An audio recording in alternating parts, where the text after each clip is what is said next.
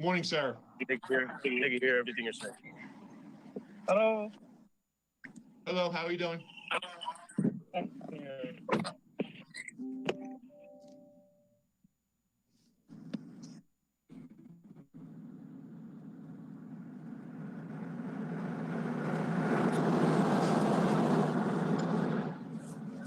What was that?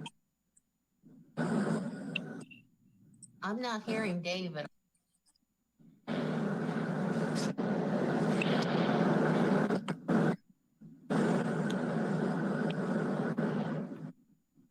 Yeah, it said something about the webcam was disabled by the server. All right, well, you all should be there. George Barnhart, you there? I am here, Dave. How are you? Good. George Harmoning? I'm here. Brother Dixon? I'm here. Tina? Tina? Yes, I'm here. I'm here. Sorry, I don't. Thank you. Keith? Joe? Yes, sir. Yes, I'm here. And, Okay, good morning. Good morning, everybody ladies and gentlemen. when you're not We will talking, begin our meeting as we have for so many years. It's strictly voluntary. Begin with a pledge to the flag and then observe a moment of silence in memory of those who have made our country the great sacrifice to allow us to have the freedoms that we did. So if Commissioner Harmoning, will you lead us in the pledge? I pledge allegiance to the flag of the United States of America and to the republic for which it stands, one nation, under God, indivisible, with liberty and justice for all.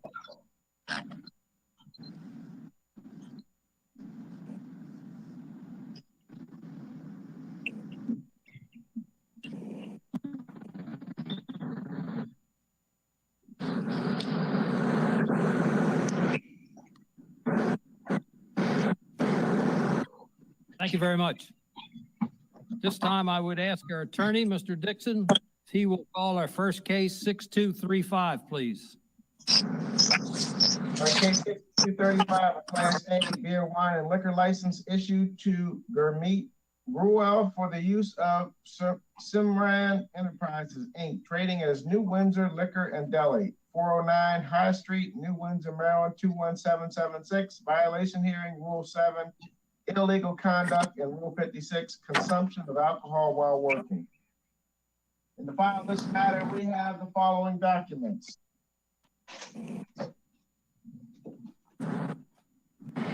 A notice of intention to defend with the box checked. I do not intend to contest the alleged violation. Signed August 1st, 2020.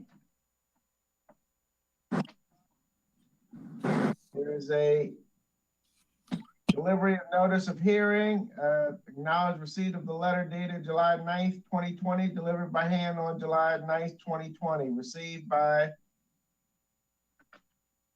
I can't read it. Then there's a July 9th, 2020 letter from Joe Vance to Gurmeet Gruel.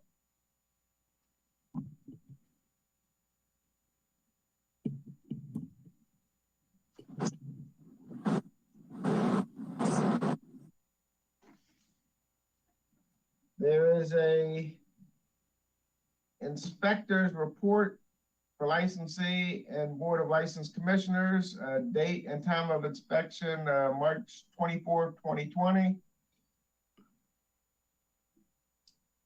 There's a supplement to it, signed by Inspector Keith Benford, March 24th, 2020. There's also a Carroll County Sheriff's Office offense incident report dated March 22nd, 2020. It's a 3-page report. I would ask that the file be entered into evidence. We'll accept that into evidence. At this time, I would ask all those who intend to testify in this case, please stand and raise your right hand and be sworn in by Ms. Vance.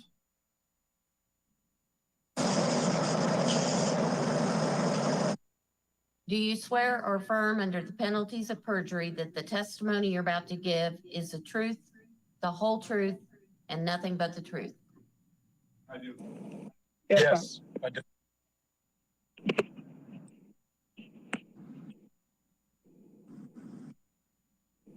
I would ask that as you testify, that you please state your name and your address, and it can be either a business address or your residence address. Give your full name and spell your name, please, for the record. Who is going to begin? But before we do that, I would ask Mr. Benfer, are you going to present the case? Yes. Okay, proceed, please. Inspector Keith Benfer, Board of License Commissioners. On March 23rd at approximately 0830 hours, I received a copy of a police report from the Carroll County Sheriff's Department in reference to New Windsor Liquors. On March 22nd at 2020 at approximately 1907 hours, Carroll County Sheriff's deputies were dispatched to New Windsor Liquors in reference to an intoxicated subject. Upon their arrival, they found the suspect, Rab Guru, intoxicated outside the store. Rab is the manager of New Windsor Liquors. Several subjects were attempting to get the suspect into a vehicle. The suspect refused. The deputies told the suspect to secure the store and leave the premise. The suspect got loud and aggressive to the other subjects in the area. The deputies then arrested Mr. Guru for failure to obey a reasonable order and disorderly conduct. Mr. Guru is the manager of New Windsor Liquors. On next day, on March 24th, at approximately 1100 hours, I spoke with Grumat, owner of New Windsor Liquors. He stated that he did not know about this incident. Speaking with Mr. Guru, the father, about the incident, it was determined that Rob would not work by himself until the hearing, which was later modified a couple of days later. All these events did occur in Carroll County. I'd like a motion to enter 3 pieces, the official report, into the file. We will accept those into the record, please.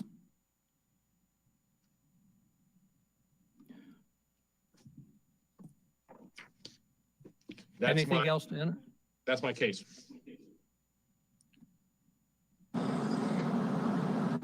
Mr. Gruel, you have, who is going to proceed? Tell us what happened. If you don't mind, I was going to talk.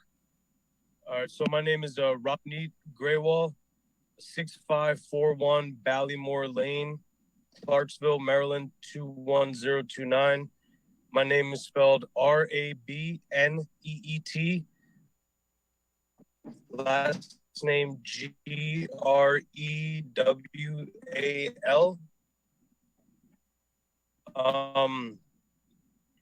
Yeah, we'll start from the beginning. It was a Sunday, and I was at a friend's house drinking, and I came to work. I should just stay at home. I came to work. I relieved Robert, the guy who works for us, and I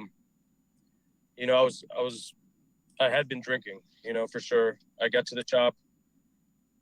There was a couple people in the store. Like the way that the officer wrote in the incident report that they were friends. They were none of them were friends.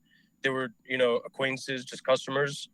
And so a female Maryland State police officer came in, and then she told me, you got to shut the store. So what I did, I locked the doors, I closed all the lights off, and the three customers of mine who were there were still in the store with me. Just they were helping me load up the cooler, that type of thing. About 20 minutes later, go back outside, and the police officers were still there. There was 2 at this time. The second one was the Carroll County Kraft was his last name. They were still out there. I said, "Why are you guys still here?" They said, "We want to make sure you get into one of your friends' cars." And what I said to them was, they're not friends. I was staying at a friend's house down the street, walking distance. So my plan was I was just going to walk home. They got upset that I wasn't jumping in these guys who I only know their first names until now. I have the incident report to know their last names and stuff. They had me jump in. They really wanted me to get in the car with them. I refused. I was arrested. You know, it was a tough time in my life at the time. The day before, my girlfriend and I had just broken up. Mentally, I wasn't. You know, I shouldn't have been drinking. One thing, you know, because you know, with heartache and different stuff like that, you start drinking. That leads to more problems, which obviously it did. My dad owns the store. I run it. You know, my dad works real hard to, you know, make sure everything's good. And I totally messed up. Also, like with the whole COVID thing happening, like I was living at my parents' house in Clarksville, but, you know, with both my parents being in their mid 60s and, you know, underlying issues and stuff, and me being around a lot of people every day, I told my parents, you know, we decided that, you know, I'm going to stay over here. I had a friend who lived right down the street. He's like, hey, I have an extra bedroom. Come stay with me. So I was staying over here. I hadn't seen my mom in like a week and a half, which my mom and I are super close. Yeah, we were able to FaceTime, but just a simple hug from your mom, you know, especially like our culture, like parents are everything, you know. So just mentally, I was in a wrong state of mind. You know, I shouldn't have been drinking 100%. I shouldn't have come to work. I should have just told Robert, just stay in the shop. You know, I could have loaded up the cooler and then just left. You know, I really do apologize. It's something that never is going to happen again. I've actually, my girlfriend at the time, you know, it was the way we broke up really, really broke me and messed me up. And I'm doing a lot better now. I haven't drank in probably about 4 weeks. You know, it was just, well, what my problem is with alcohol, what I realized was, it's not that I drink all the time, but when I do drink, you know, I get carried away. And I realized that. My older sister helped me realize that about myself. And, you know, we've been working. My sister like calls me every day, makes sure I'm doing good. And, you know, it was just a real bad incident. And like on top of when I refused to jump in the car with these guys, so the police officer started putting me in handcuffs. And I said, my puppy who stays at the shop with me, she was in the store and I had the keys in my pocket. I was like, sir, I gotta lock the door. And I started turning around. Long story short, Kraft ended up kicking me like, I don't know, like 10 times. And it was the most degrading thing I've ever felt. You know, it was just a real bad situation. And I learned my lesson just getting kicked like that. And I know you guys have to do your thing, but you know, my dad, he works real hard for everything he has. And I hope you guys don't penalize the store. You know, I know Mr. Keith told me that, you know, you guys have never seen an incident like this. And he you know, he didn't know how to gauge like what would happen. You know, I would just ask that, you know, if you guys could just please, you know that our store, we card everyone. I know there's a lot of compliance checks that comes in, and we've never sold to anyone underage. We know we're members of this community now. A lot of people know us. A lot of people like us. They always ask about my mom because they haven't seen her since February. My little sister also, they ask about her. They haven't seen her since February. And, you know, we like it out here. The people are great. And it was just a real bad situation. And I apologize to each and every one of you. That's all. Commissioners have any questions? I have a few questions for Mr. Gruhl.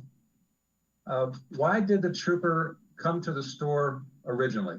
What was the purpose of her visit? From what they told me at the time when they came was that a customer had walked in and saw that they saw that I was drunk, and they called the police. That's what the police officer told me at the time. And that would be the Maryland State Trooper you're talking about, right? Yeah, that was the first person to come. Yeah, it was a female officer. I don't know her name because I didn't see any of her. I didn't see her name in. Actually, no, it is in the report. Well, that's okay. That's all right. Did the trooper issue any citations to you, any criminal citations? No, it was just the Carroll County officer. Okay. Were you at any time drinking inside the store, or did you come to the store and you were impaired while you were working at the store? Which was it? Yeah, no, I came to the store already drinking. I didn't drink at the store. Okay. How about the charges from the Carroll County Sheriff's? Has there been any disposition of those charges? Nothing yet. So I was actually hoping this case right here in front of you guys would happen after the Carroll County case, because I plan on getting that either null pros or thrown out. So that's why I was hoping that if I came to you guys and everything was already clear with Carroll County, that it would look better for my sake. But that they rescheduled that till October. Okay, thank you. You're welcome. Mr. Graywall, who is on the liquor license? My father. Your father is. Are you registered in any AA group, or what are you doing about your alcohol problem? Like I said, I feel like I've solved the problem. I actually feel real good about myself. And like I said, it's not like an everyday thing, but when I do drink, maybe, once, twice every couple of weeks, I really don't drink too often. But when I did drink, I haven't been to any AA meetings. I don't know if there are any going on right now. Maybe they started them back up, but I know there was, I looked into it at the time. And then with COVID and everything was kind of shut down. They might have meetings kind of like we're doing right now. Everyone could just sit at home and talk and stuff. So when you were in the store, when you went to work, you didn't have any drinks at all inside the store itself? Yeah, no, I did not. No. I was at a friend's house, walking distance. They live right here off of Lambert. It's literally like 300 yards away from my shop. And it was just Sunday. Started probably around like 1 p.m. and next thing I know, I shouldn't have been in the store 100%. So there were no open alcohol bottles found in the store at all then? No, there was no open alcohol in the store. Mr. Benfer, is there any priors? No, there's no, I checked for selling minors. There's nothing. I don't have the case folder look, but I don't think there's anything in the case folder priors since they bought the store. Okay, how long have you owned the store? My dad's owned it since actually the 30th of this month is going to be exactly 3 years. Okay.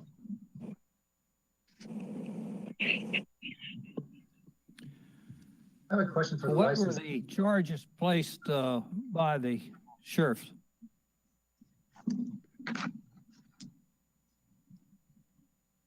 The charges reported by the sheriff was failure to obey a reasonable lawful order and disorderly conduct.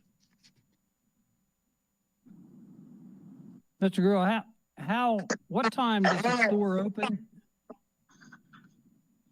9:30 a.m. And it was open when you got there? Yeah, it was already open. Yep. And who was operating it prior to your getting there? Employee's name is Robert Post. And was he aware of your condition when you came to relieve him? Yeah, he said, "Do you want me to stay?" I said, "No, Robert, you can leave." And he kind of gave me this look, and like I remember everything that happened. Like I wasn't drinking beyond, like I didn't black out or anything, It was yeah, he looked at me and he said, "You want me to stay?" You say you were drinking. What actually did you consume? Liquor, beer, wine? It was a combination of liquor and beer. Any recollection of maybe how many beers and how many shots or whatever you might have had? maybe not 100% sure, but from like I'd say about 5 beers and maybe 3 shots, 4 shots.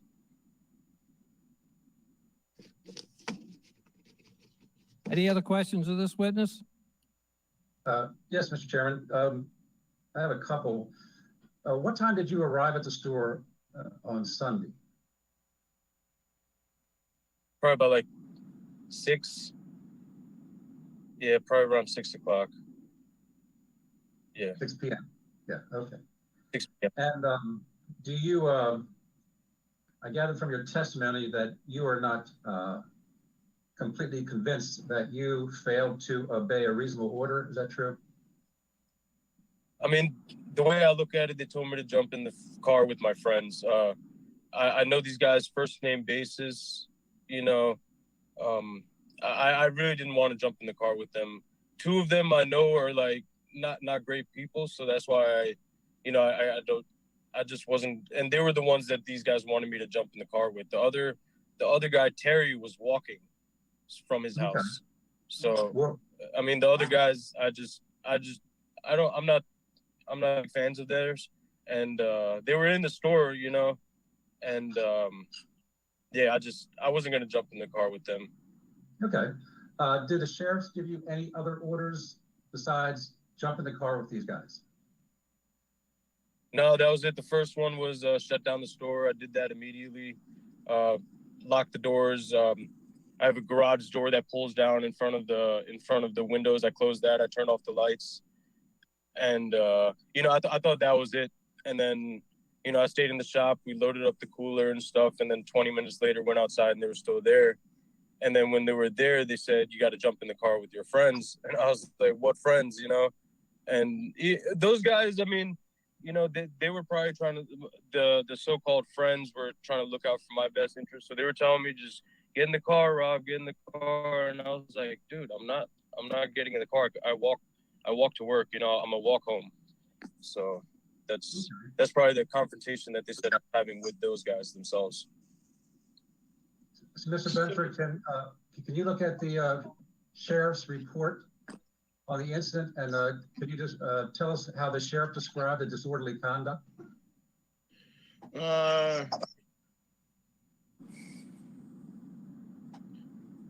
After numerous attempts by his friends, they were able to get Gunnar out of the store and close the door. Their friends were unable to get Gunnar out to get in their vehicle. Gural became increasingly loud and aggressive towards the friends and refused to secure the store and accept their assistance. The deputy advised Gural that he was causing a disturbance and he would be arrested if he did not leave. The friends attempted to reason with Gural, but were unsuccessful. The deputy then ordered Gural to secure his store and leave. Gural again refused. Master Deputy Powell and Master Deputy Kraft attempted to escort Gural to the friend's vehicle. Gural again refused to leave. Gural was then taken into custody and secured in patrol vehicle. Okay, Mr. Gural, do you dispute that description of the disorderly conduct allegation?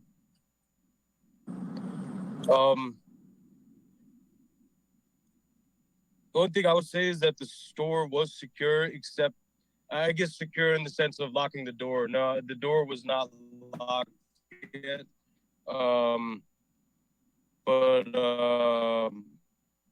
Yeah, they really just wanted me to get in the car with these guys, and I wasn't gonna do it. I just said, no, I'm not getting in the car with them. And he said, all right, if you're not getting in the car with them, you're gonna be arrested. And just because I was strangers, not strangers, but acquaintances that I didn't want to get into the car with. Okay, thank you. I have no further questions at this moment.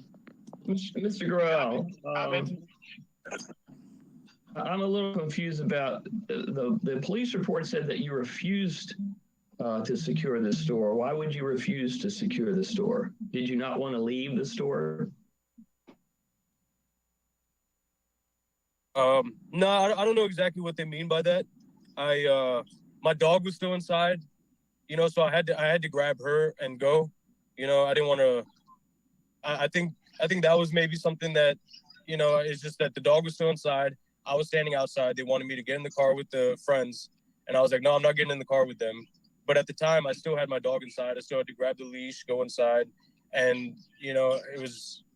I don't see that exactly how that wording that I refused to, you know, secure the store and leave, you know, because they weren't giving me that option. They were telling me I had to get in the car with these guys.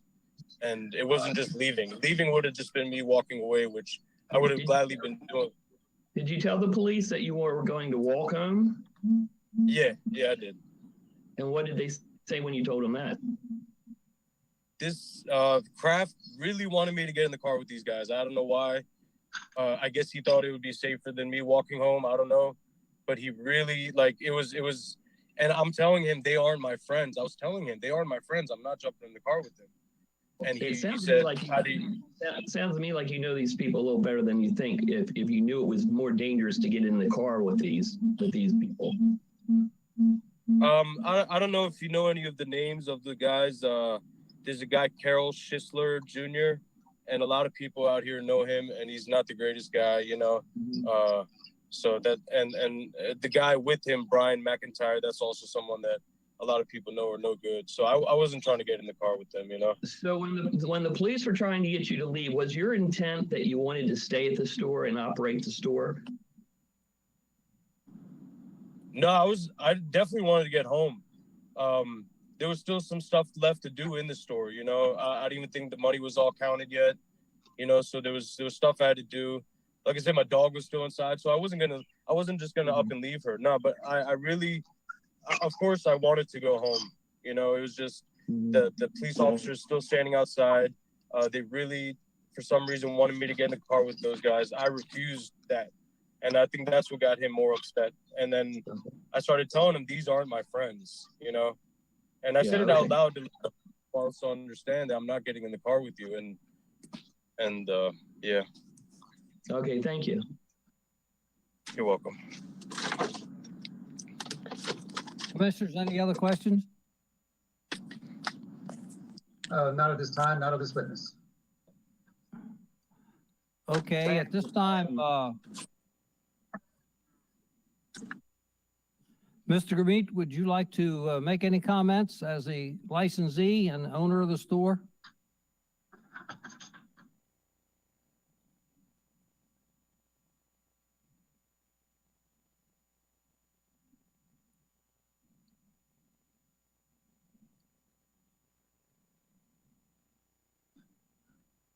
Mr. Gurmeet, you need to unmute. We can't. I think he needs to unmute. Okay. Sorry, I got it. With the COVID, like Rabneet said, you know, he requested my wife and I and my daughter to stay away from the store because I am a diabetic and my wife has other issues and daughter has asthma. So I shouldn't have done this, but he was the only one working, you know, all the time, you know, but maybe at that time I should have cut the hours so that he doesn't get burdened with the responsibility. Like I said, I apologize, it happened, and it's not going to happen again. Ever since that, I have, you know, started coming back. I give him a break about 2 to 3 times a week. And hopefully by next month, my wife will start coming in. And, you know, we won't let it happen again. And, you know, I didn't realize he was in this kind of trouble until Mr. Benfer advised me, as I had just visited the store because he had gone to the doctors and he said he had fallen, and that's why I came to the store. And like I said, you should give us a chance to prove. And overall, Rabneet has done a wonderful job. And like I said, before we came into this area, people were scaring us. Hey, just be careful, this and that. But the response we have gotten from the town, I mean, I love it. Even though I still live in Clarksville, but Rabneet is in the process of buying a house in the town. So we're not going to let it go under. So we will obey all the rules and I'll enforce it. And so I have often surprised him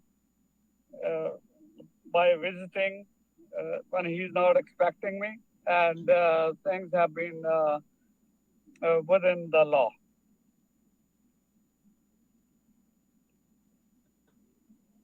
Mr. Gruhl, is Rabneet TIPS or TAM certified? I'm sorry, sir. Has Rabneet had alcohol management training? Is he currently certified by TIPS or TAM? Yes, sir. He is certified for the, store. Thank you. How many employees do you have altogether? So, my son, my daughter, my wife, and Robert helps out sometimes, So, and since we were out, my wife and daughter and I, Robert would help him, in the store. But he's over 60 as well, so he was scared too. That's why Rabneet didn't use him too much, So it's basically a family operation. How many hours per week is the store open? So in the beginning, when I bought that store, we were opening 9:30 till 9 during the weekdays, and Friday and Saturday we would close at 10, and Sunday we would close at 8. But during the epidemic, in the beginning, so we cut the hours down to 7, close every day, but still open at the same time because we try to open at 11, but customers didn't like that. And so now we are back to 8 o'clock closing on 5 days of the week, and Friday, Saturday we close at 9. So we're still about 6 hours less than what we used to operate. Mr. Graywall, So- how many people that work for you are TIPS or TAM certified? They're all certified, sir. They're all certified, and it's all up to date. Yes, sir. Okay. Any other questions of this witness? No, sir. Are there any other questions of either of the witnesses? I'd like to make a comment if I can. Go ahead. This case was not contested, so I did not ask the deputies to come to testify. And Rob said in his testimony that the people that helped him load the beer case, his friends load the beer case, so he knows them as friends more than he does. So my point is, by letting them help carry beer in, load the beer case, I think they're more friends than he's saying they are. Is there any other testimony at this time? Hearing none, testimony in this case is now closed, and we will be ready for any comments, closing arguments that either of you two gentlemen would like to make before we go further. Yes, I Mr. would like to request that if you give us another chance, and like I said, hopefully I'll be retiring here. I'll be able to retiring from my regular job as an engineer, and I'll be devoting more time towards this. But meanwhile, you know,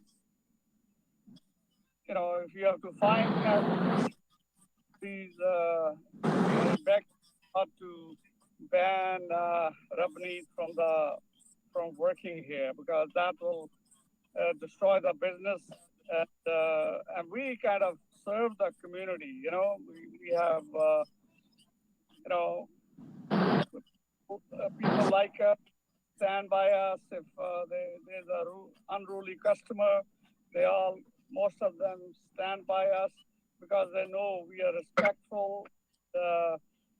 We have given them what us to be doing, like getting involved with the community. And my son, he knows names of most of the customers, and he knows their relatives, and they talk all the time. But earlier, Keith said they were more of a friend because they were helping load, but probably like Rob said, he wasn't in the best of his behavior. So they thought, this is what I'm thinking, that they said, okay, let us help him. And Rabneet would want to stay away from any kind of, if somebody has a iffy background, so he knows he will get into serious trouble. And I told him I'm not going to help him if he gets into any kind of situation like that. So please give us another chance, and you will see an exemplary liquor store in the area. And like I said, all of us are very respectful to the community and the law. And I thank you for listening. Chairman, I just have two additional questions, if that's okay with you. Yes, go ahead. Mr. Grewal, question one is, did you know that your son drinks? Yes, sir, I knew he drank, but he in the past he had an issue, but and I thought he had totally quit, but he, like he said, he drinks occasionally, and that was because I kept telling him all this time, you F up here, I'm not going to bail you out. I'd rather shut down the store because I still have my regular job. I'm not quitting that job. So he has learned his lesson, and I can assure you he will not do anything silly again. So you were aware that he's had a problem like this before in the past? Yeah, that was 4 or 5 years ago. Okay. My second question is, what's your policy on vertical license?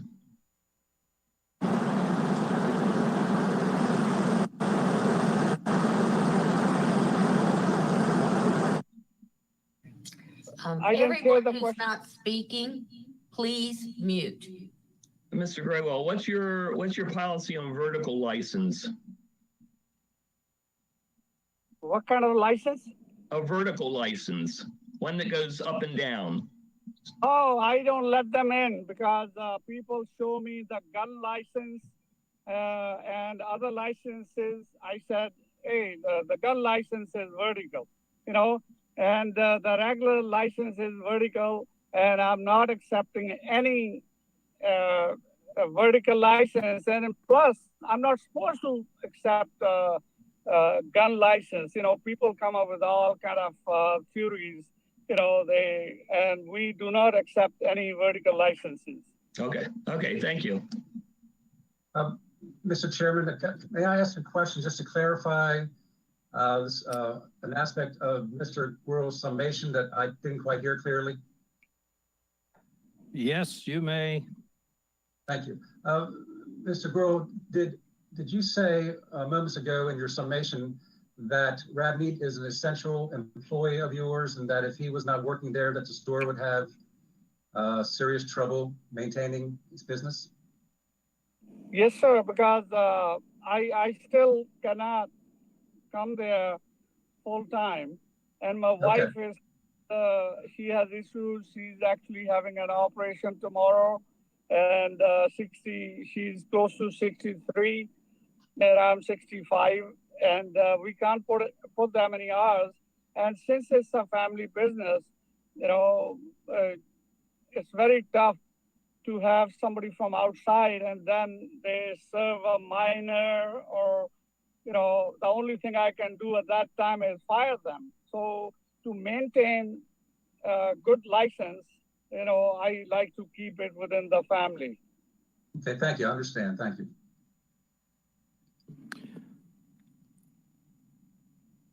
And then Is there any other if I could say comments, one Mr. O'Neill, you'd like to make? Yeah, I would like to just say again that I'm very sorry that any of this ever happened. It shouldn't have happened. It won't happen again, especially, you know, since I'm not even drinking. And, you know, I get invited to all these parties out here. Oh, come over, Rob, come over. And, you know, I don't even do it anymore. I just go home and spend time with my dog, and that's about it, and work. And yeah, I'm sorry that we even had to go through any of this.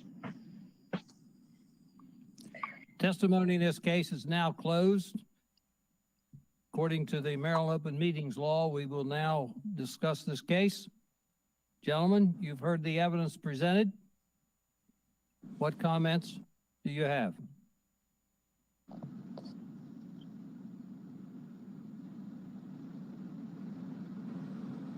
Vernon, I, for one, would note the following, that Mr. Radney Gruhl, he has apologized. He has accepted, by and large, responsibility for what happened. He has testified he hasn't had a drink in 4 weeks. He and his father both pledged this will not happen again. And as far as we know, there are no prior violations, that the store is run basically in compliance with state law and our rules and regulations. On the other side of the ledger, I do note that it was a customer who came in and found Mr. Gruhl to be intoxicated to the point that the customer contacted Maryland State Police. So I think that Mr. Gruhl, and by his own testimony as to his consumption, was probably very much impaired while he's working at the store.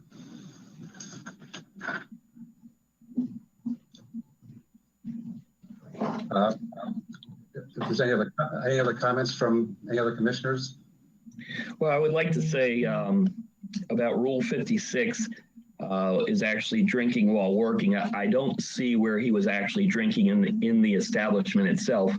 He actually came to the establishment intoxicated to work.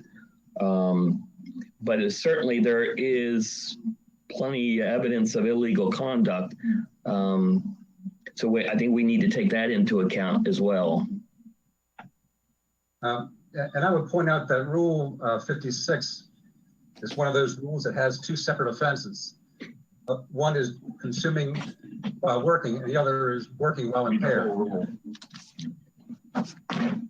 So, in my opinion, clearly Rule 56 applies. The evidence and testimony is uncontradicted, I think, to that extent. I agree with you there. After reviewing the rule, I agree with you there, Commissioner Barnhart. Also, I feel that illegal conduct applies. A lot of times illegal conduct is a catch-all. But in this case, I think there is separate illegal conduct on top of the conduct that's described in Rule 56. I agree. That would be the conduct that took place outside of the, I guess, outside the building, but still on the premises, I assume on the parking lot. I would agree with you. Gentlemen, I would agree that both of the rules apply, and I think they're very clear in the way that they're structured, that both illegal conduct as well as the impairment under Rule 56 is applicable as Commissioner Barnhart pointed out, there's two separate parts of 56, and certainly the impairment. No question about that. Would either of you like to make any recommendations? I'm prepared to make a motion, Mr. Chairman. Proceed, please. Thank you.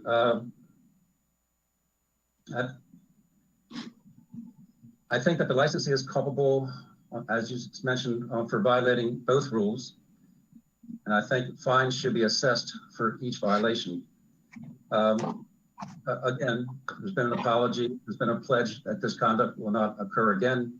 No prior violations. I think those are mitigating aspects to the case today. And this is not a case that I have seen, type of case I have seen since being on the board.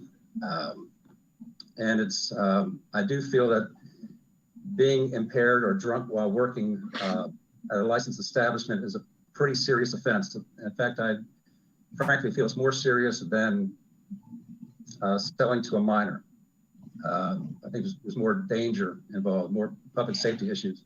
So, Mr. Chairman, in that regard, I would move that the licensee be found culpable for both violations, and that a fine of $750 be assessed for working while impaired, and a fine of $500 be assessed for illegal conduct. Is there a second to the motion? I'll second that. Commissioner Barnhart, would you repeat your motion, please? Yes, sir. My motion is the licensee, Gourmet Gruel, in the case of 6235, is found to be culpable in connection with both of the charge violations, Rule 7 and Rule 56, and that in connection with Rule 56, a fine be assessed in the amount of $750. In connection with Rule 7, which is illegal conduct, a fine of $500 be assessed. You've heard the motion properly made and seconded. Is there any further discussion? Hearing none, those in favor of the motion signify by saying aye. Aye. Aye. Opposed, no. So ordered. Gentlemen, we find you culpable, and a fine of $750 is being assessed for violation of Rule 56, and a $500 fine for violation of Rule number 7. You will have 30 days in which to satisfy the fine upon official receipt. Are there any questions at this time? If not, Yes, we will make the payment. Thank you. thank you, gentlemen. We hope you have a successful future in business and do not have to appear before this commission anytime in the future. Thank you very much. We promise. Yes, thank you. Thank you, everyone. You may be dismissed. Thank you. At Have a this good- time, I would ask Mr. Dixon if he will call our next case 6238, please, which is a continuation. All right, case 6238, an application for the transfer of a Class B beer, wine, and liquor license from Caledonia, Inc., trading as Baldwin Station, to be transferred and issued to Renee R. Newberry, D. Allen E. Ball, and Kimberly J. Ball for the use of Sykesville Station Investors, LLC, trading as Sykesville Station Restaurant, 7618 Main Street, Sykesville, Maryland, 21784, in Election District 5.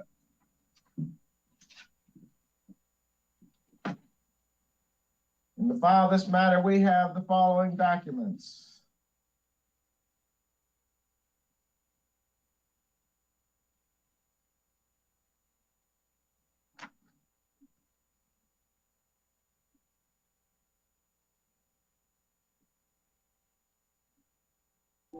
Folks, A please. letter from the Comptroller of Maryland. A letter from the Comptroller of Maryland, August 7th, 2020, from Connie Snooks. Please be advised that this matter has been brought to a satisfactory conclusion. Therefore, the Comptroller of Maryland Compliance Division withdraws its request to hold this transfer. There's a July 24th, 2020 notice of public hearing for this case.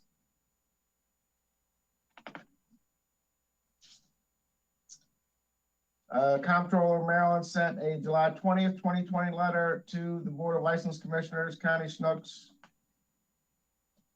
There's a July 17th, 2020 letter from Joe Vance to Renee Newberry and Dee Allen and Kimberly Ball.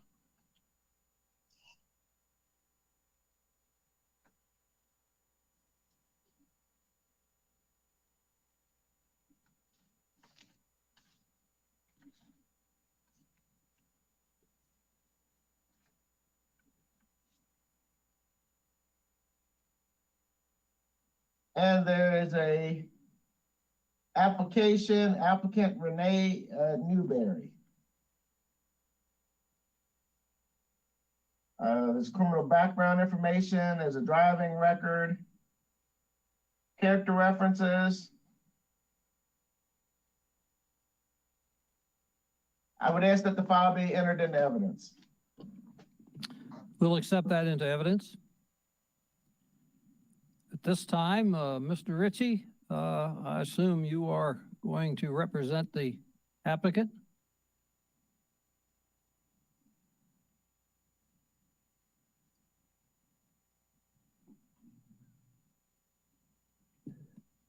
Mike, we're not hearing you, even though you unmuted. Check your settings in your little gearbox there.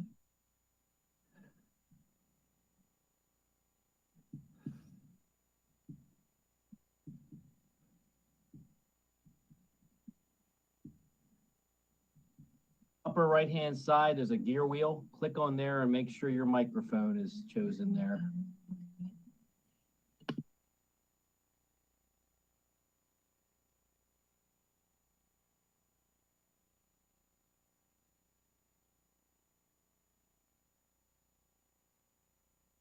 We're still not hearing you. Tim Dixon's loving this.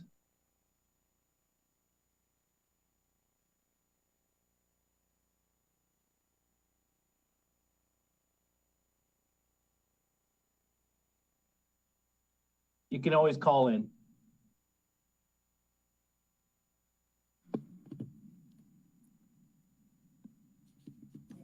I suspect he's going to get help. Can the Newberries here and Balls here? Can you all hear? Those of you who plan to testify in this case, please stand, raise your right hand, and Ms. Vance, you may swear them in the meantime, please. Renee, Nick, Dee Allen, Ms. Newberry. Yeah, if you can all stand and raise your right hand. Do you swear or affirm under the penalties of perjury that the testimony you're about to give is the truth, the whole truth, and nothing but the truth? Yes. Thank you very much. Mr. Ritchie, can you hear us? I can read your lips a little bit, but not the rest of them, I don't think. We swore all your witnesses in, so we're doing your job for you.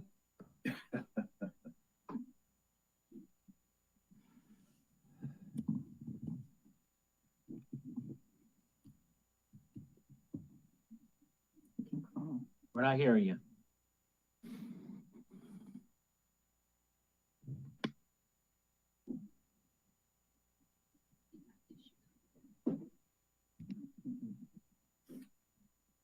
Should probably call in. The Newberries, if you could mute unless you're going to be speaking, thank you.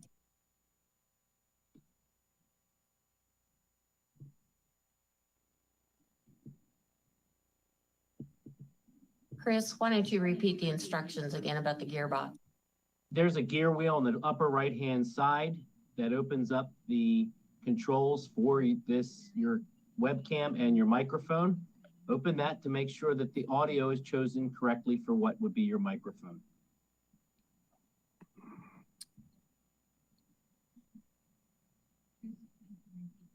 I'll be taking his fees for today. Thank you.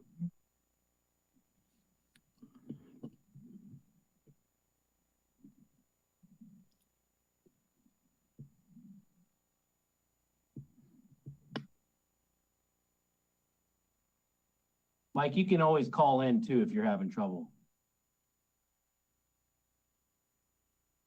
Hear me?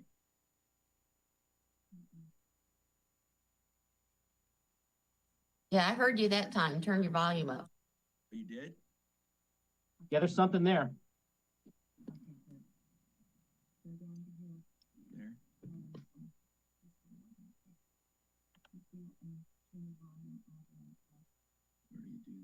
that? Maybe his computer is on low volume. Can you hear me now? That's better. Yes, speak a little louder. Okay. You're on. Now we're going. Okay, Mr. Chairman, I thank you for swearing in all the witnesses. As your board will recall, this application was conditionally approved last month with the condition being that we add a resident licensee as a licensee on the license. With no further ado, I would call my first witness, Ms. Renee Newberry. Ms. Newberry? Yes, I understand you've already been sworn in. Can you state your name and address for the record, please? Renee Reba Newberry, 3708 Clydesdale Roadway, Reisterstown, Maryland, 21136. And just to confirm, although your post office is Reisterstown, that street address is located in Carroll County. Is that correct? Yes, Thank you.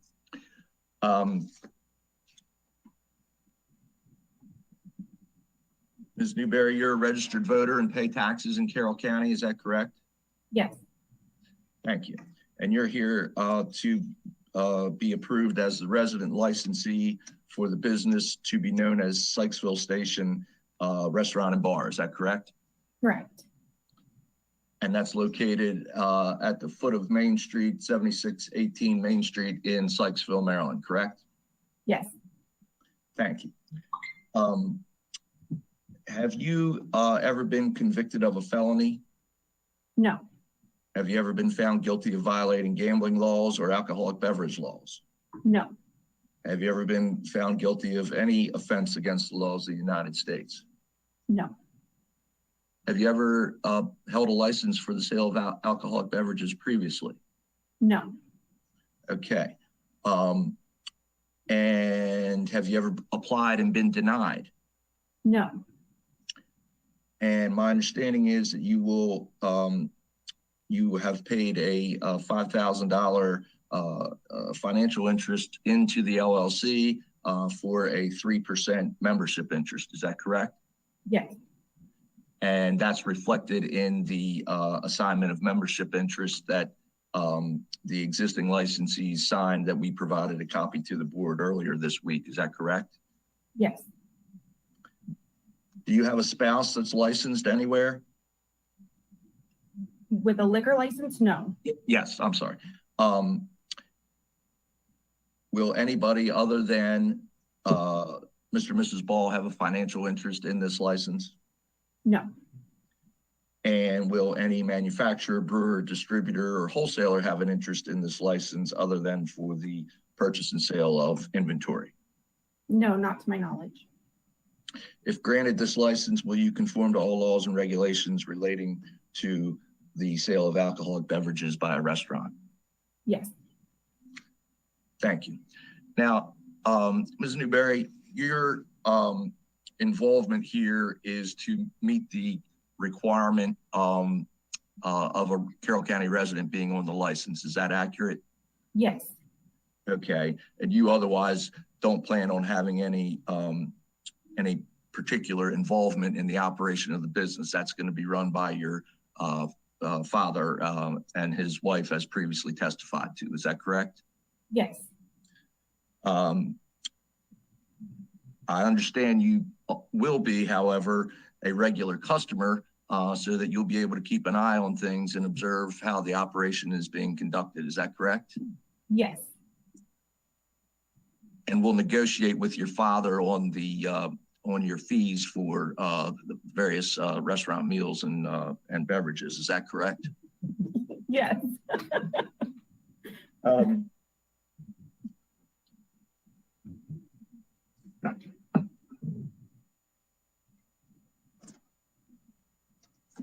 I don't have any further questions of Ms. Newberry, Mr. Chairman. Gentlemen, any questions of Ms. Newberry? I have no questions. Commissioner Harmony? I have no questions either, Chairman. Thank you, Ms. Newberry. You may be virtually dismissed, subject to recall if we need you. Mr. Chairman, I have a couple of character witnesses, and I believe at least one of them is currently signed in. Mr. Ball, are you there with us? Yes, I am. Thank you. Can you state your name and address for the record, please? Nicholas Samuel Ball, 7552 Main Street, apartment B, Sykesville, Maryland, 21784. Thank you. And do you know Ms. Newberry, the applicant? Yes, I do. And how long have you known her? I've known her my whole life. And how are you acquainted, sir? She is my half sister. And how old are you? I am 26. Okay, so you've known her your whole life, 26 years. In that period of time, do you believe that she's a person of good character? Yes, I do. Do you think it would be fit and proper for her to hold a liquor license in Carroll County? Yes, I do. Thank you. No further questions of Mr. Ball. Gentlemen, any questions of this witness? No questions, Chairman. Thank you.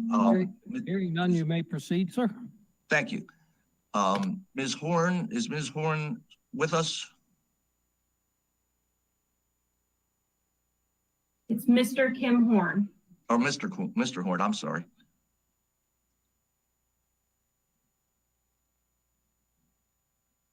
Mr. Horton, can you unmute?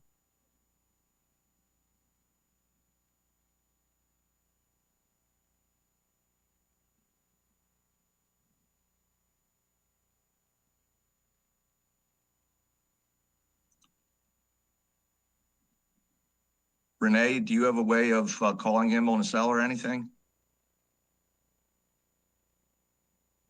Yes, I can. Give me one moment. Thank you.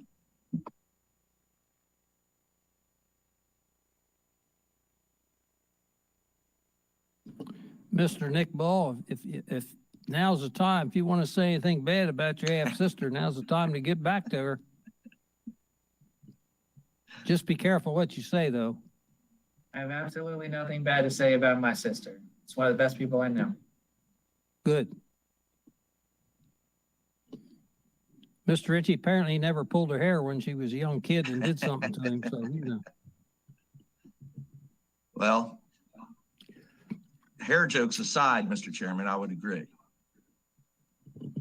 Well, you know, we're both in the same boat, so there's no question about he or I. So anybody's listening, don't take it wrong about Mr. Ritchie and I badgering one another, because we've known one another for years.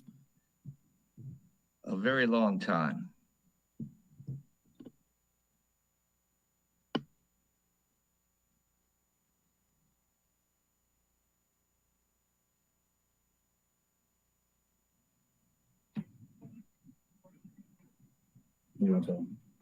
It looks like his phone may have died, because when I called him, it went straight to voicemail.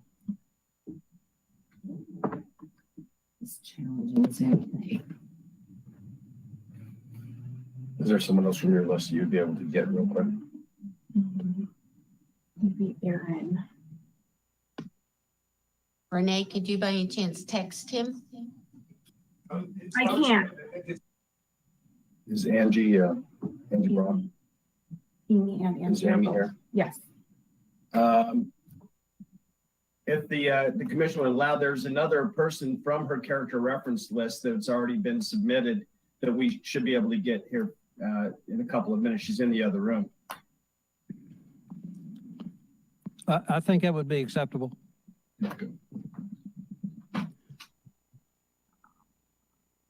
We have had the opportunity to view the character witness list. Several people in there that I recognize certainly would be of acceptance to the commission, assuming that my colleagues would agree. So if we could get... Hello, my name is Tim Horn, committee, my apologies. Perfect. Mr. Horn, this is Michael Ritchie, the attorney for the application. Can you hear me? Absolutely. Okay, very well. Were you sworn in as a witness earlier? I was viewing when you swore Renee and the rest in, but I'm good to go, I believe. Not a problem. Is Ms. Vance there, or Mr. Dick? Oh yeah, Ms. Vance, are you there? If you want to swear in this character witness, please. Sure. Mr. Horn, we can't see you do it, but if you'd raise your right hand. Do you Yes. swear or affirm under the penalties of perjury that the testimony you're about to give is the truth, the whole truth, and nothing but the truth? Absolutely. Thank you, Mr. Horn. Can you state your name and address for the record, please? First name Kim, K-I-M. Middle James, J-A-M-E-S. Last name Horn, H-O-R-N. Address is 3706 Clydesdale Roadway, Reisterstown, Maryland, 21136. Thank you, Mr. Horn. And again, for purposes of clarification, although it's a Reisterstown address, it's located in Carroll County. Is that correct? That is correct. Thank you. And do you know the applicant, Renee Newberry? Yes. And how long have you known her? About a little over 5 years. Okay. And how did you become acquainted with her? They are my next door neighbors. Okay. Based on your period of acquaintance of over 5 years, do you think she's a person of good character? Absolutely. She's a good mother and actually the family is a very good family and raises her kids very, very well. Thank you, sir. Do you believe she would be a fit and proper person to hold a liquor license in Carroll County? Yes, I do. Thank you, Mr. Horn. Mr. Chairman, no further questions of this witness. Commissioners, do you have any questions of this witness? No, sir. No, sir. Hearing none, proceed, please. Thank you, Mr. Chairman. That would be the conclusion of my presentation. Other than I'd like to make a very, very brief closing statement. Commissioners, any questions of the witnesses before we hear Mr. Ritchie's closing statement? I have none, Chairman. If not, Mr. Ritchie? Thank you, Mr. Chairman. As I stated when we got started, the board will recall they approved this transfer last month pending the addition of a resident licensee. Ms. Newberry, who's the daughter of Mr. Ball, meets the residency requirement. And you have also heard some testimony from the character witnesses that she's a fit and proper person. I believe that should now complete our application process. And I would request that you confirm that the previous conditional approval is now unconditional. Thank you very much.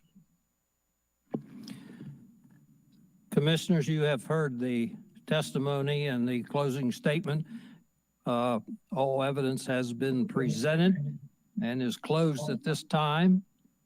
According to the open meetings law of the state of Maryland, we will now discuss the case and render a decision. Well, Mr. Chairman, I would be prepared to make a motion if it's okay with you. Please. We've heard the witnesses, and I've had a chance to review the records for Miss Renee Newberry, and I find her very fit and proper to hold her liquor license. And I make a motion to approve the application for the transfer of Class B beer, wine, and liquor license from Caledonia Incorporated, trading as Baldwin Station, to be transferred and issued to Renee R. Newberry, D. Allen E. Ball, and Kimberly J. Ball. Is there a second?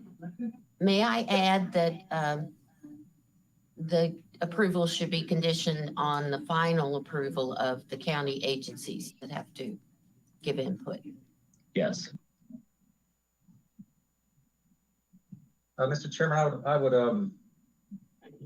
agree that the applicant is a fit and proper person. And I agree with everything that council said and everything that Mr. Harmening said. I would add, though, that I would add to the motion that the change in name of the establishment be approved as required by Rule 27.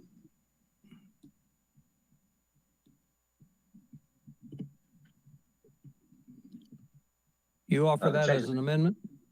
Yes, change from Baldwin Station to Sykesville Station Restaurant. That change of name be approved. Mr. Harmoning, do you accept that? I second that. So do you accept it? Yes, I accept it.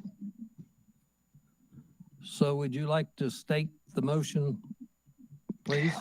Yes, I make a motion to approve the beer, wine, and liquor transfer from Class B beer, wine, and liquor license from Caledonia Incorporated, trading as Baldwin Station, be transferred and issued to Renee R. Newberry, D. Allen E. Ball, and Kimberly J. Ball for the use of Sykesville Station and the change of the name also. And conditioned upon approval of some county. Right, county approvals. I second the motion. Further motion properly made and seconded. All those in favor signify by saying aye. Aye. Opposed, no. So ordered. Congratulations, ladies and gentlemen. Good luck. And we hope business flourishes. Thank you very Thank much. you. Mr. Ritchie? Thank you, Mr. Mr. Chairman. Ritchie? Thank you very much. Appreciate your patience. Okay. As our agenda shows, case number 6242 has been postponed until the month of October. So at this time, we will go into a business meeting. First item on our agenda is the approval of minutes from the July 8th, 2020 meeting of the board. You all should have received a copy of that. Or any corrections or additions? I have no corrections or additions, Mr. Chairman. I have none either. Hearing none, all those in favor of the minutes being approved from July 8th, 2020, please signify by saying aye. Aye. Opposed, no, so ordered. Under new business, there is a notice from Jamie Roden of Artisan Wine that they will be closed for the month of August. Inspector Benford, do you have anything to add to that? No, they're not doing too well business-wise, but they're going to try, still stay open. They just want to take the month of August off, which is usually a slow month during the business time. So they'll be closed for 30 days. Correct. Any questions or comments? And where is Artesian Wine again? Main In Street. in Westminster in front of the old fire department. Okay, all right. I have no questions. I have no problem, Chairman. Okay, discussion of what activities are allowed in bars and restaurants per the governor's guidelines for COVID-19. I think Commissioner Winnie had a question. Keith, would you like to enlighten the commission on what is available for those establishments to participate in? Anytime in my establishment, anytime you have to walk around, you're required to wear a mask. You're allowed to play pool, social distancing, wearing a mask, and you're allowed to shoot darts, social distancing, allowed to wear a mask. I have not found in writing that order from the governor, but talking to the health department, that's their understanding also. They were supposed to send me some paperwork with writing it, but they have not sent me the paperwork yet. Commissioner Mawhinney, you have any further questions? What about the live band and karaoke? Is that all also allowed? Live bands and karaoke are allowed also. If they are playing, they're supposed to wear a mask. The karaoke person who's running it should wear a mask while he walks around. Okay, does the band wear a mask? No, band's not required to wear a mask. They're social distancing away from the crowd. Okay, so the statement that they can be open for seated service only is broadened out into other activities.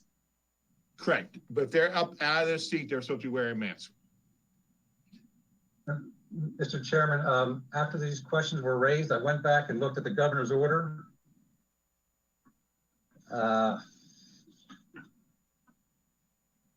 And it seems that if pool halls or one of the establishments that were open under indoor recreation, and then if you look down under paragraph 3,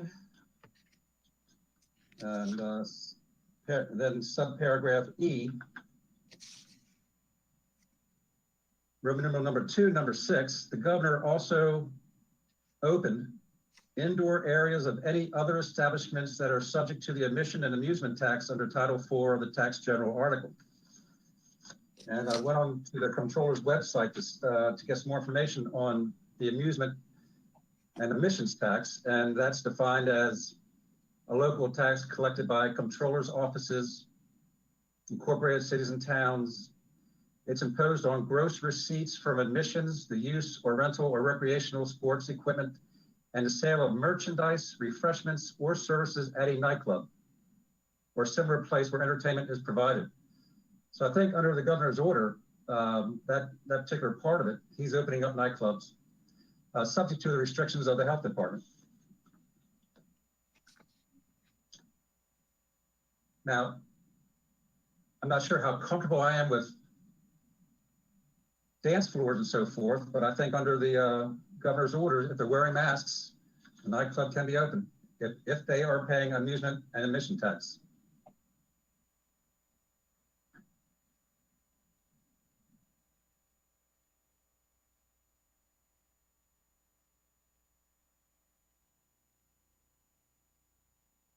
I see the chairman, his lips are moving, but I don't hear anything. Later on, there will be some discussion on another proposal that may have some value as to controlling some of these things that have been mentioned. Commissioner Barnhart, what order number were you looking at? It's on the first page up near the top. Well, the latest one is August 3rd, 2020. That's order 20-08-03-01. Okay. Which actually was an amendment of the order of June 20th, which states the same thing. So the first order on the reopening of indoor recreational activities would be number 20-06-10-01. Okay, I got a different order, but the same wording. So that's the problem. It's hard to keep track of all the orders.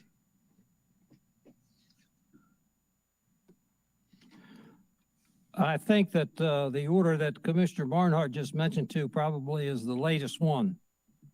If I'm correct in my memory of the dates that these orders were issued. Yeah, I think the August 3rd, 2020 is the latest one on this issue, Mr. Chairman. Mr. Dixon, do you have any knowledge or any comments to that effect? I agree with Commissioner Barnhart. Any other discussion on the availability of these activities? And well, I would just add, Mr. Chairman, as a there's a question about the bar area that was raised.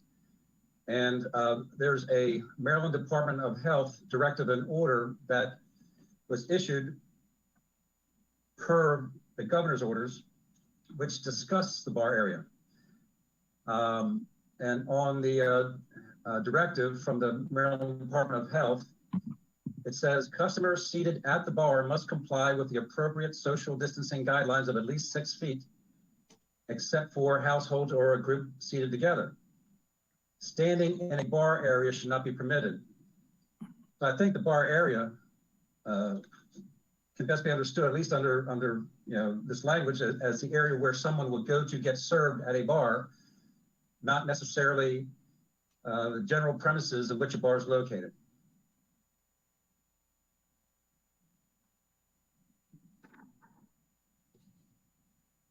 Any other comments or questions?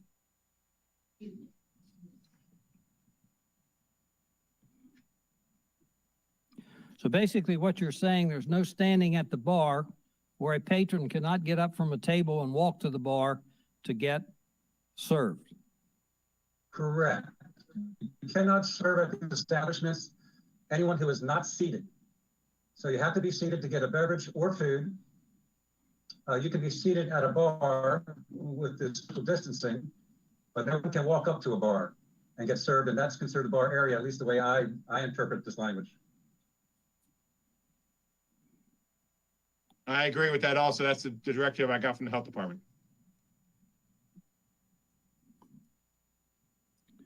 My experience with just stopping and checking on several of our establishments, that is the action that they have taken as evidenced by the way they have the bar marked off and so on and so forth. But that's only been my experience in 2 or 3, just walking in to see what the situation called for. Any other comments or questions on this item? If not, let's move on. We have 2 one-day liquor license requests for outdoor events to be held on August the 30th, 2020 and September 27th, 2020 at the Bank Building, 2 North Main Street, Mount Airy, Maryland for a pop-up beer garden. And as reminded of me this morning by Ms. Vance, this location in Mount Airy is what was just publicized in the paper, the Carroll County Times, as the residents, along with commitments from some business and so forth in Mount Airy, have made this area available. Keith, do you have any comments Both of these are regards to brand new these events. items? Both of these are brand new events.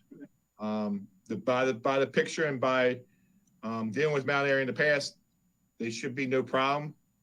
I did forward the request to the health department, and they're going to get back to me on the answer about social distancing and mask wearing, if they're going to approve it also. So if we do approve it, I could make a motion that we pending health department approval. Any questions, commissioners? Mr. Chairman, I have a few concerns about these events that can probably be cleared up pretty easily with just a communication to the foundation. I first want to say that I'm very supportive of the cause of this foundation, personally supportive of it. Having said that, as I looked at the letter from the foundation, it mentioned that there would be a beer tent where patrons would be served. And it said that the people doing the serving will be volunteers, but it says nothing beyond that. I think that might be a little vague. Other petitions let's say someone of 21 years of age, for instance, or give a better idea of who is doing the checking of the IDs. In this case, all we know is that they're a volunteer. I guess, you know, if theoretically it could be an 18-year-old volunteer checking IDs in the beer tent. I'd be more comfortable, for instance, if they had mentioned off-duty police, or if they had mentioned some directors of the foundation itself, who clearly are very responsible people, would be tasked with that checking of IDs. And I think probably if that was brought to their attention, they could quickly come up with a little more descriptive, well, a better description of who the volunteers would be. Also, it looks like the beer garden, there weren't any dimensions provided, but it looks like it's probably fairly big.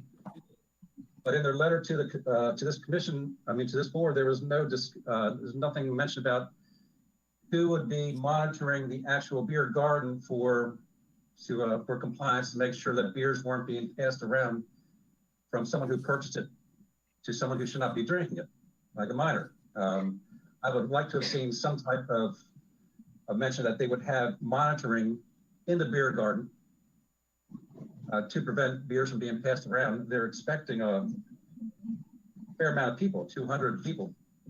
So that was a concern I think that they can easily address if it's brought to their attention. And then there's the issue of the wristbands. You know, are these wristbands transferable, or are they the kind that we see so often that are really hard to take off one person and give it to another? I'd like to answer some of your questions if you may. Please. Yes, sir. We'd like to hear them. A reference to Mount Airy Police Department, they will have officers there. I did spoke to the chief of Mount Airy Police Department, Doug Reach, yesterday. This event is a new event, but it's also run by someone who's run events in the past, usually at Watkins Park. This is probably the fourth year they've had events. So I'm more comfortable with them since they've run events in the past. But I will clarify about the people serving and who's carding IDs, if that answers your questions. I'm satisfied.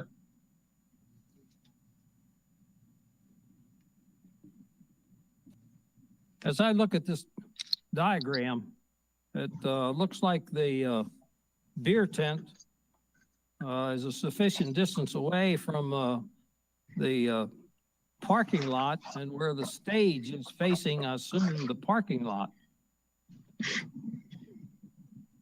Am I correct, Keith, or is the beer tent in the corner of the parking lot? I believe it's in the corner parking lot. But again, the new event, I will go down and meet with them when they set up to make sure that everything looks proper when they set up for the first time.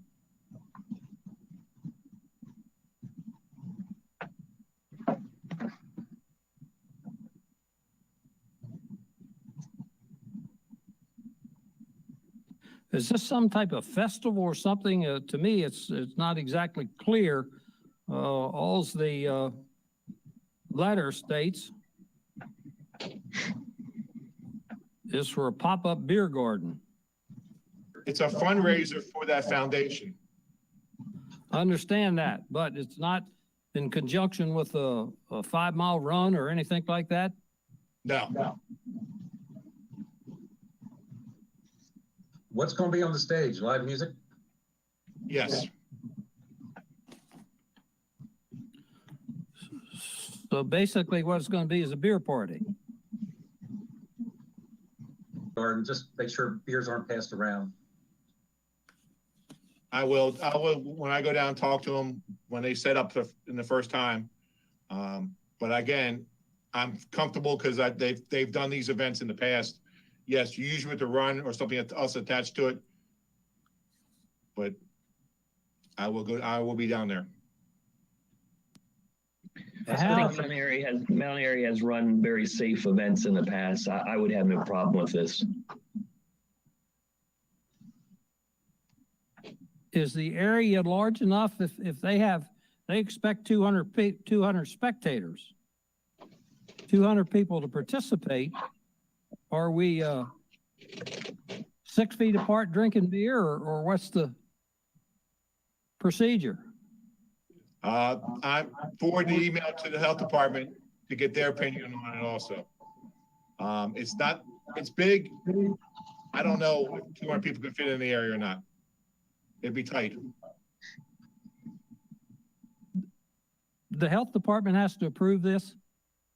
They do not have to approve it, but since this COVID, I've been forwarding stuff to them for their opinion.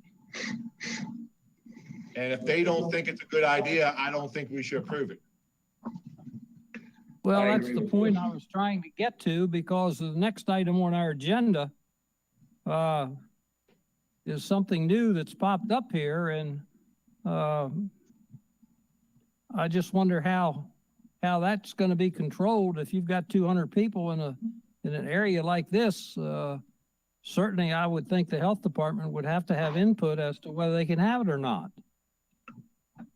That's what I've requested. They have not got back to me yet. My thought would be is if the health department does not approve it, that we should not approve it.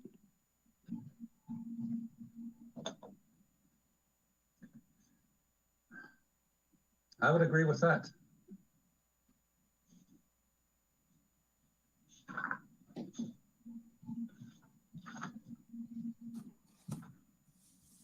Commissioner Harmony, you have any comments or questions? I think we ought to take the advice from the health department and approve it with the recommendations from the health department. In other words, if the health department doesn't approve it, then we don't approve it either. I guess theoretically, the health department can cut down on the capacity of the beer garden. Again, the diagram doesn't give us any dimensions, but I agree with the chairman. It looks like 200 people packed in there would be a problem under the present circumstances.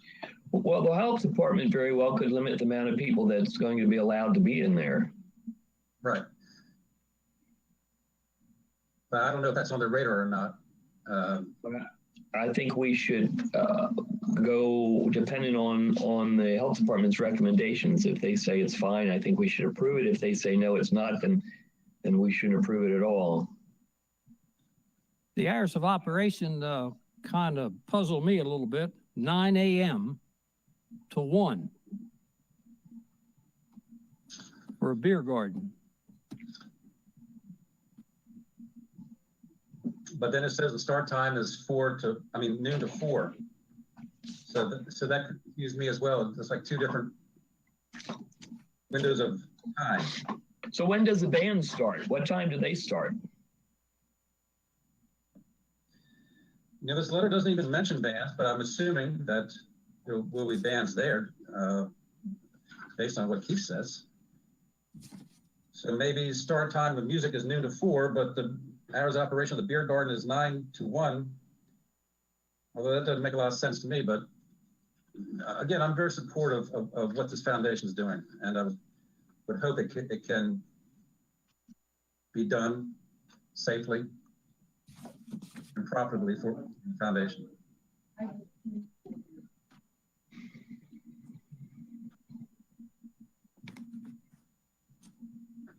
Now, we when we issue license, somebody who has to be TAM or TIPS trained and so on and so forth has to be part of the licensing procedure. Do we ever check on these one-day licenses to make sure that somebody is qualified to serve alcohol? It's not required. Part of the one-day license is not required to be TAM or TIP certified.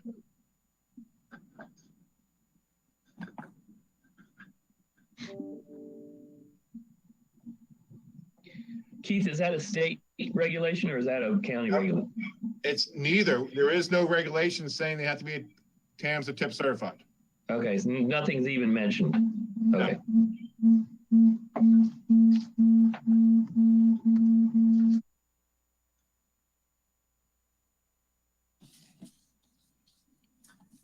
Well, I would think that if this is approved, it should be pending the questions that were raised as far as wristbands, as far as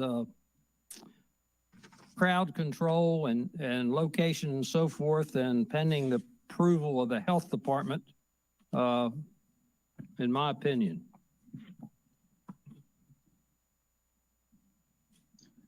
So what is your pleasure? I would agree with you, Mr. Chairman. And if our inspector communicates those concerns to the foundation and is satisfied with the response, I would be in favor of your motion or your suggestion.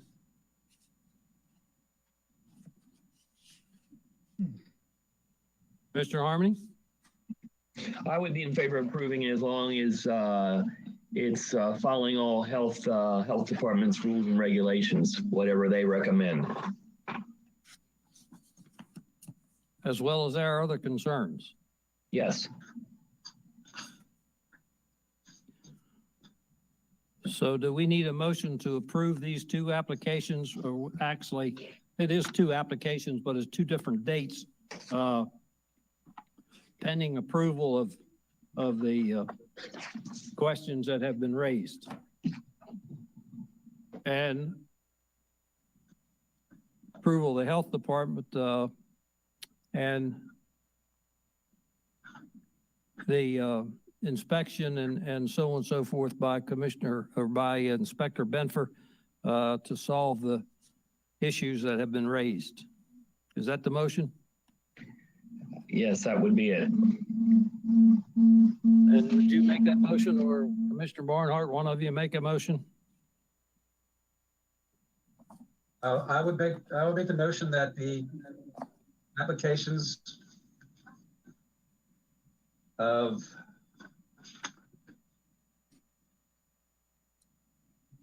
Ava's T21 Foundation, Inc.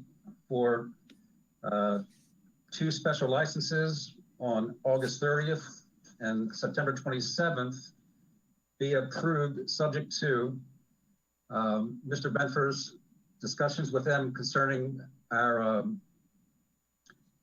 questions regarding monitoring of drinking in the beer garden, who the volunteers are who are carding and IDing customers, and what type of wristbands they're wearing, along with being contingent on the approval of the health department for Carroll County. There's a second? I'll second that. It's been moved and second that we approve the applications for 2 one-day pop-up beer gardens by the town of Mount Airy, subject to the various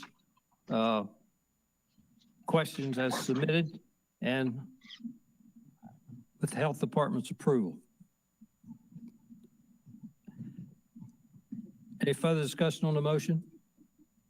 All those in favor signify by saying aye. Aye. Opposed, no.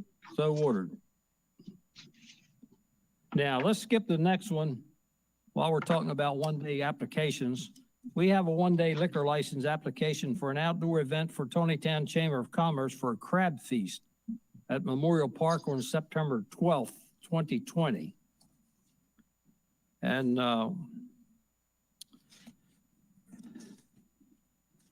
I have before me the letter and so on and so forth, and a diagram of what's going to happen. And it's going to be limited to 250 persons, including staff, vendors, and volunteers.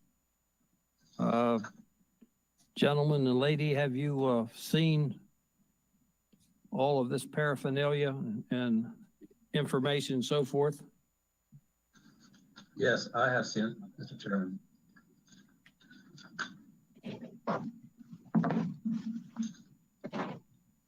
And I will note that the letter from the Tonytown Chamber of Commerce gives us a little more information that I like to see, that the servers will be 21 years of age and that there will be police presence monitoring the event. So I guess the only question we would have is, should an approval, if we give it, be subject again to the health department opining on the safety issues.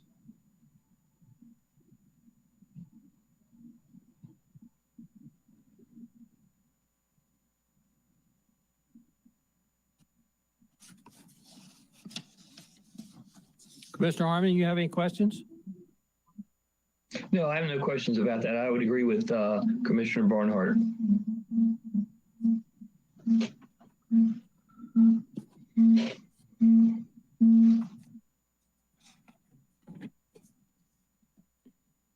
Picnic tables will be placed 6 feet apart throughout the assigned area and so on and so forth. Serving a food station, alcohol is going to be confined, so on and so forth. And as Commissioner Barnhart pointed out, they've pretty much addressed some of the questions that we had on the previous application, as well as a colorful diagram here showing the entire premises. It's going to be September the 12th from 6 to 9 p.m. and it's outdoors at the Memorial Park. If there are any other questions?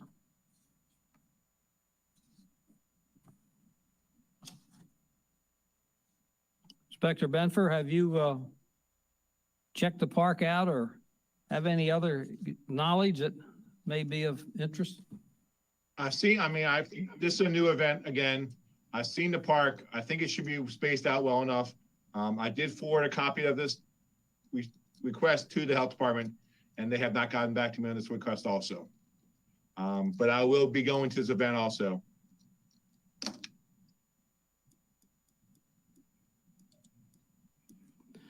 They've also, looks like there's several other organizations that have had crab feasts that have been canceled.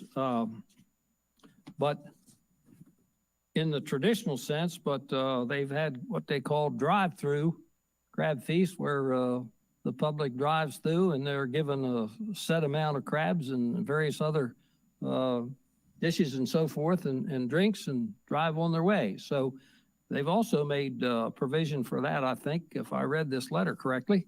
If you don't want to stay there and enjoy crabs and so on and so forth, they're going to have a drive-through possibility as well.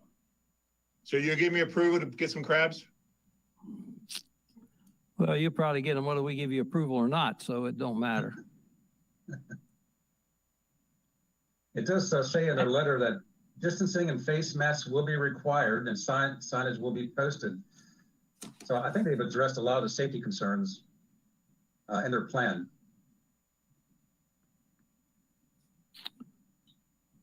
So we would be in favor as long as the health department gives their blessing, as we did the previous application. Is that my understanding?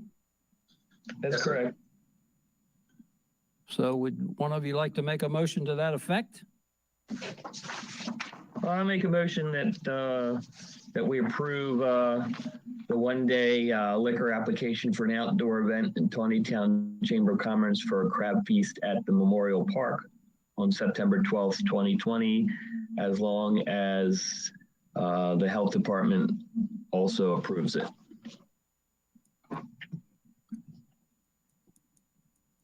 You've heard the motion. Is there a second? I second that motion.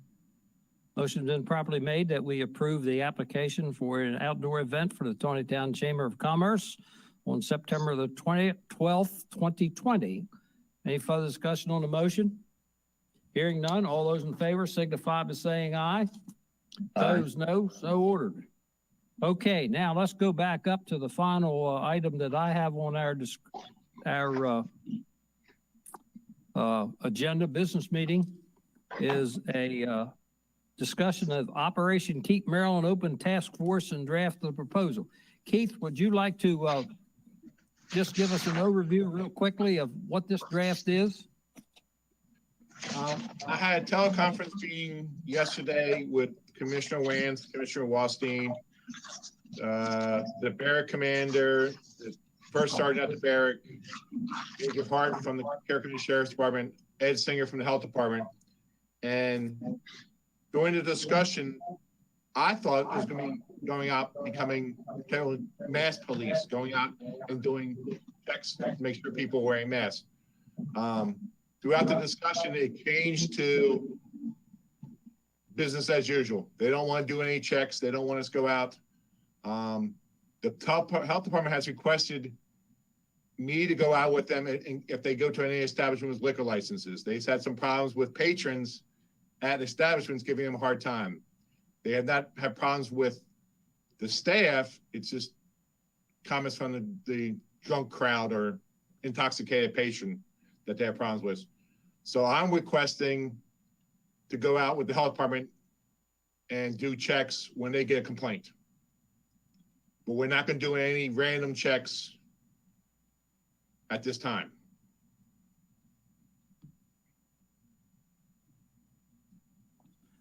Keith, So so this you're is not going to do any checks at this time.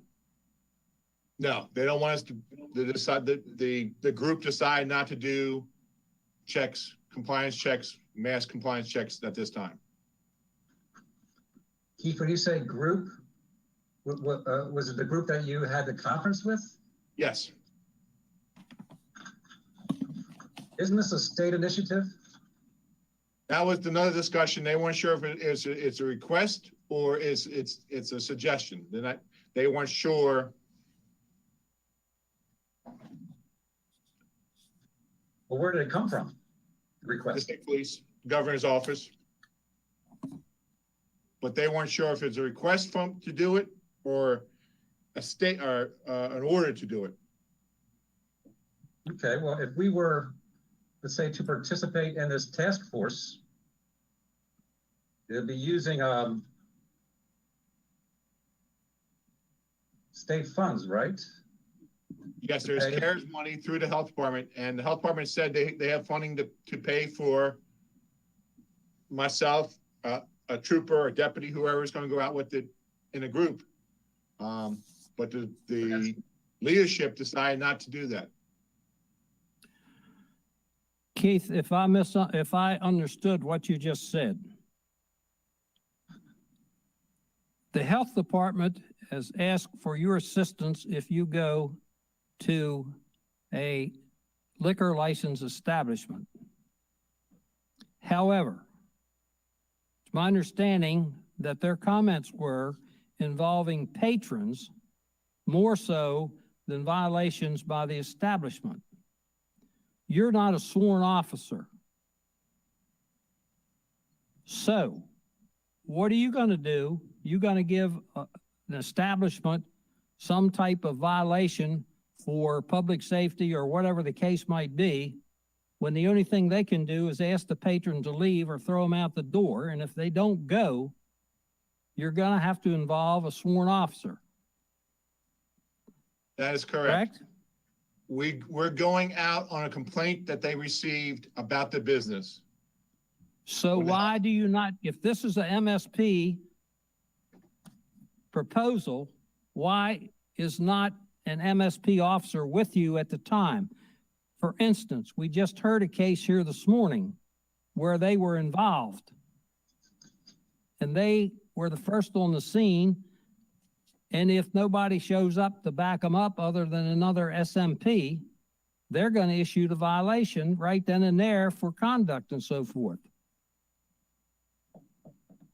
Now, if this come from the governor's office, which watching a press conference of his on August the 3rd, it was my understanding that he encouraged, including liquor license commissioners and so on and so forth, to do these checks and violations. So did you not say the state's attorney's office was at this The state's conference attorney's office- yesterday? Yes, they were. And they don't know whether this is a state order or whether this is something MSP made up? It was just, no one had the answer. They're not sure if it's required to do. It came from the state police, who came from the governor's offices to do this pilot program. But do you need to participate in a pilot program was not determined. Now, I do not do checks. I am not doing checks right now for mass, for compliance like this. If you decide you want me to go out and start looking for violations, I can do that, but I have not done that yet. Well, first of all, I think it behooves mask police, as you all are referring to, and so on and so forth, is just something, if somebody complains about a legitimate complaint, I might add, for not wearing masks and so on and so forth, I think it's the health department, number one, to make the determination of whether they're in violation. And then if it's a liquor establishment, then it's our duty to perhaps issue a citation. But as far as I'm concerned, with the comments that was made about unruly patrons, what are they going to do unless they have a pretty good bouncer or get law enforcement involved?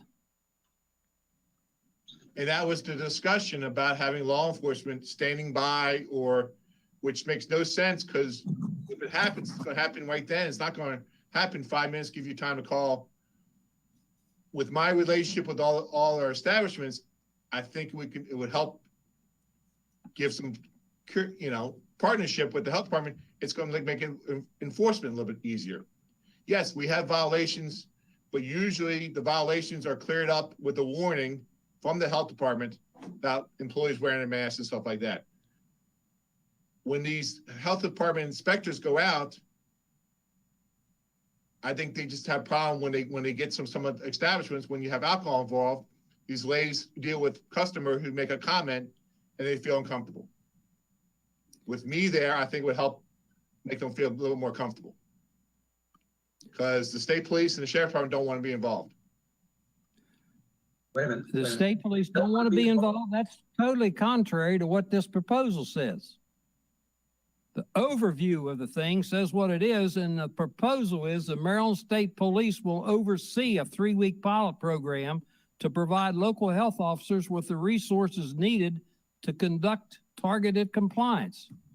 Why would they make a proposal if they don't want to get involved? The state police. That was the discussion. And was the lieutenant from the barracks on the discussion? Lieutenant Bosley was on the discussion, and First Sergeant Mike Knight was on the discussion, and Major Hart from the Sheriff Department was on the discussion. And the MSP don't want to get involved, even though they may have gotten a direct order from the superintendent. They are willing to have, their suggestion was with the health department call into the non-emergency number and advise them that we're going to Stables or going to Memories Charcoal House. So when they call, they know where they're at. I'm just coming up with something that's going to make the health inspectors a little more comfortable. I'm volunteering to go out with them as needed. I remember looking at or watching the governor's press conference right after he sent the letter to county executives and to the county leaders, in our case, commissioners, asking for county officials to step up their enforcement of the executive orders and the health department guidelines. And the governor, I think I recall him holding up a sign that said, "No shirt, no shoes, no mask, no service." And he was pretty adamant, emphatic about that's how businesses should be behaving.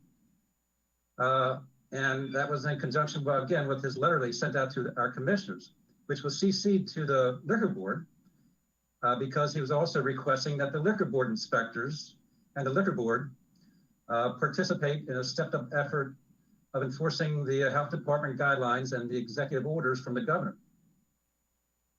So it sounds like the meeting that you're talking about is not going down that road at all. Because the governor asked, did not tell. I think that's the biggest discussion was the governor asking to, he's asking to participate. He didn't tell them they had to participate. Well, he can certainly tell them at least. He did not make it a mandate. I mean, we can participate. We could start doing checks with the health department. Health department wants to do checks, but they don't want to do it by themselves. Our health department wants to do checks. I believe Ed Singer has the money, wants to do it, and has the money to do it. Was any representative of the health department involved in the meeting that you had yesterday? Yes, Ed Singer, chairman of the health. I don't know what the exact title. He's in charge of the health department for Carroll County. Okay, so he was at that meeting. Yes. Virtual. Yeah, meeting. I'd like to ask the health department if there's been any complaints to the health department in connection with any of our licensees. I'd like to ask them. Go ahead. Sorry, they've had over 250 complaints. Not all our establishments, but they have had complaints from our establishments that I have followed up with and gone out and talked to them about. Okay, so when the health department gets a complaint about a licensee, that goes to you and you contact the licensee? Yeah, a couple of days later. Okay. I think that's the only time we should go out and monitor it. I don't think we should routinely just go out and try to catch people. That's my opinion. If the health department gets a complaint and that complaint's given to us, then we should go out and check it out. About how many complaints have you had, Keith? Less than 10, between 5 and 10, probably 8. Any repeat complaints? No. No follow-up to see if they're in compliance? I go out there and I talk to them and I do, follow up, but I don't go out and do an inspection when it happened or when the next one is. I was told not to go out and do inspections, so I have not.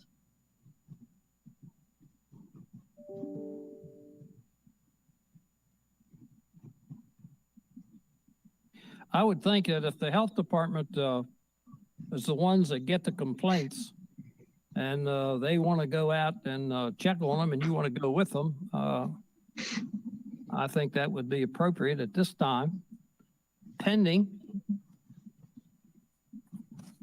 an official result of what this proposal really is.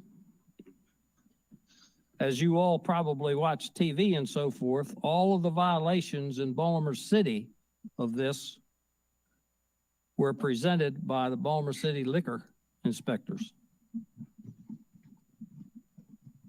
to the all the establishments that the first 7, and I don't know how many more they've had, but the first 7 were all cited by the liquor commissioners for those violations. But it's a different area, different situation and so forth. So how far we want to go with this, we got enough to do. Is Keith can probably attest to how many violations for other things that have occurred in the past month since we've been checking and so on and so forth. And since we don't have a full staff, it's tough to take care of our own business right now and not take on any more.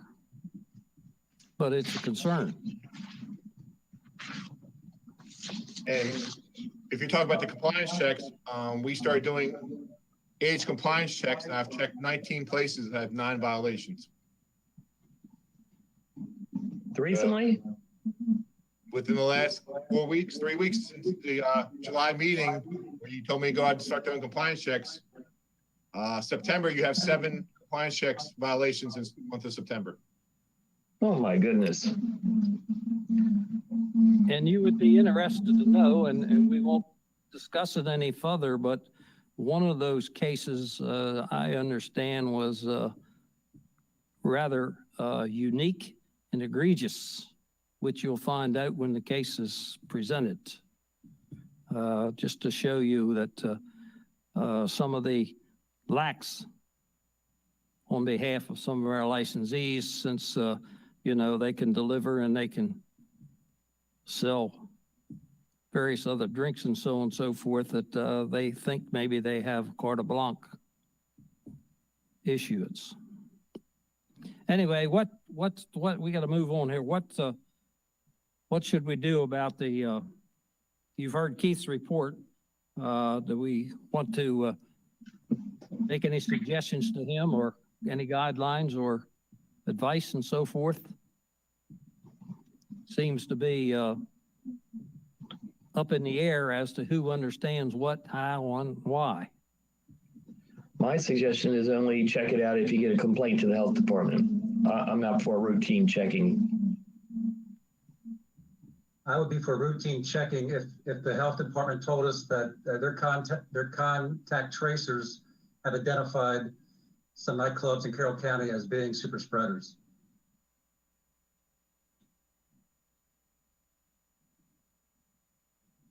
I would agree with both of them. How do you define a super spreader? As a place where people gathered and more than 3 people got COVID and they identified it to the contact tracer as a location where they were, where other people who have been tested positive. I'm not sure that's a super spreader. No, that's my opinion of a super spreader. Mr. Nixon is scratching his head. Would you like to want in anything here? Any comments legally? No comments. I'll maintain my opinion. If they get a complaint to the health department, then we check it out. We don't routinely check places out.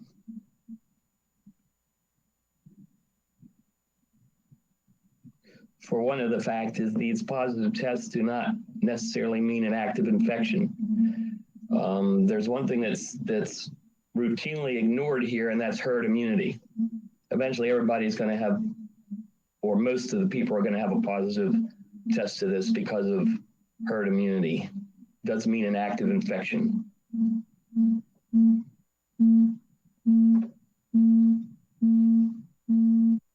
My position would be that if we get complaints from the health department until we've got some solid direction from this committee that in our ongoing checks, we may be able to simultaneously, if the inspector is at the right time, at the right place, maybe be able to do that, but otherwise at the request of the health department. I would agree with you, Chairman. I do too. Okay.